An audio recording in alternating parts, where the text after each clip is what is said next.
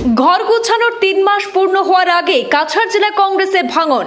জেলা সভাপতির উপর অসন্তোষের কারণে কাছাড় জেলা কংগ্রেস থেকে ১১ নেতার পদত্যাগ। শিলচর পৌর নিগমের ভোটের ২ মাস আগে কংগ্রেস শিবিরে বড় ধরনের পরিবর্তনের পরিস্থিতি। হাইলাকান্দির পর এবার কাছাড় জেলা কংগ্রেসেও অস্থিরতা ছড়িয়েছে।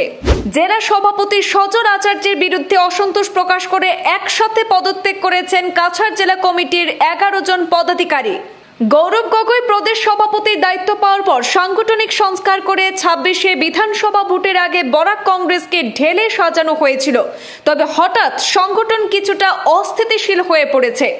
বরাক উপত্যকার হাইলাকান্দি জেলার পর বরাক উপত্যকার বড় ধরনের পরিবর্তন এবং অসন্তোষের ঘটনা প্রকাশে এসেছে কাছাড় কংগ্রেসেও।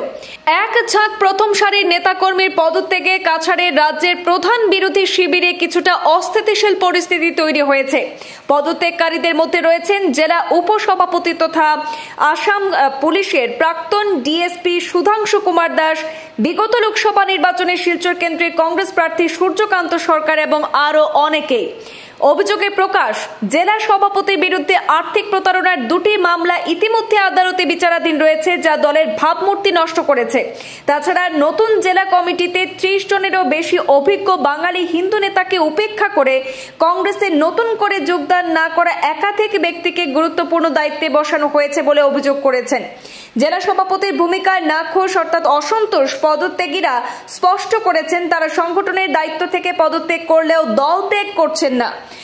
রাহুল গান্ধী এবং গৌরব গগৈর নেতৃত্বে তারা কংগ্রেসের আদর্শে কাজ চালিয়ে যাবেন বলেও জানিয়েছেন। উল্লেখ্য, আগামী অক্টোবর মাসে শিলচর পৌর নিগম নির্বাচন এবং তারপরেই বিধানসভা নির্বাচন রয়েছে।